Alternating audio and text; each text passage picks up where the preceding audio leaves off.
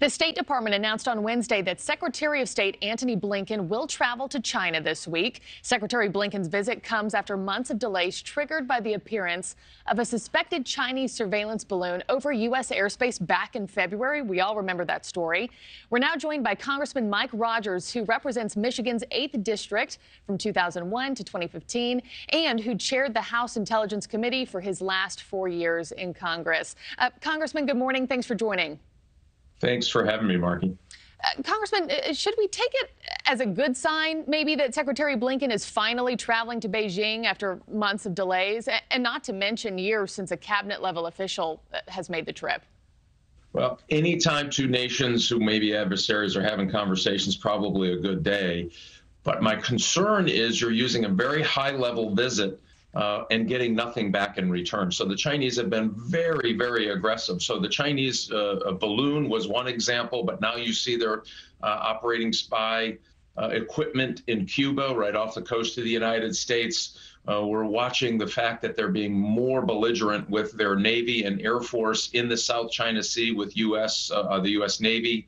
And so they continue to raise the cost of a visit like this. And my only concern is going there, is that going to stop it? What are you asking for? Just showing up with hat in hand never tends to work when your adversary thinks they've got you in a better position. Yeah, and of course, this meeting happening after years of relations that have just deteriorated. I want to talk about timing with you.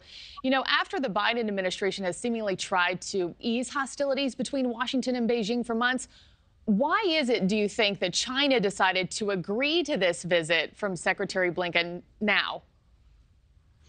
Well, I mean, think about it from their perspective. They're telling the rest of the world America is in decline, that they're going to be the next international leaders. And they're pretty aggressive about telling people that. They use their economy, their military, their intelligence, all of those things they use to further that aim. And so when the United States of America says we're going to send our Secretary of State to you, they look at this, they're thumping their chest. They're going to look at this as a win. They're showing the rest of the world, see, we're so important that they have to come here and beg us to get back with good relations. And again, remember, they're telling even our strongest allies. Remember when Macron, president of France, went and had a meeting with Beijing, he came back and said, well, maybe we should hedge our bets, China or the United States. So they're using all of this for their own purposes. And again, I think that's why certainly China is willing and excited to have this visit.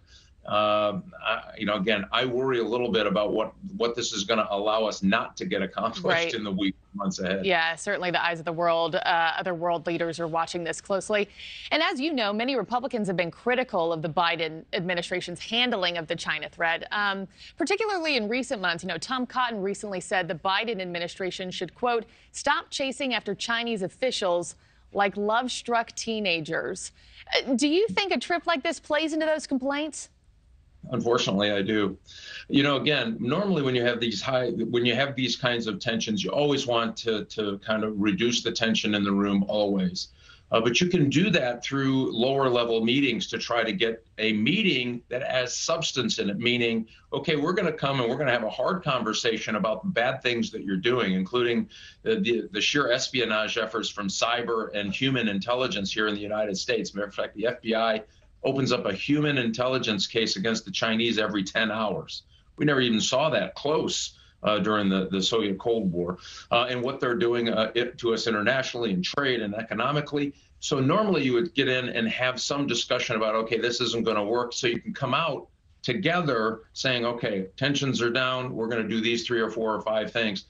It seems to me none of that has been prepared. It's just, hey, let's just go. Yeah. Let's just go visit. And Congressman, just a few seconds left. Does anything actually come from this for the United States?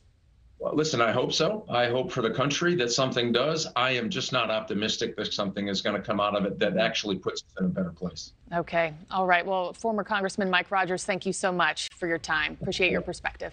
Thank you for watching. Go to newsnationnow.com to find NewsNation on your television provider. And don't forget to click the red subscribe button below to get more of NewsNation's fact-driven, unbiased coverage.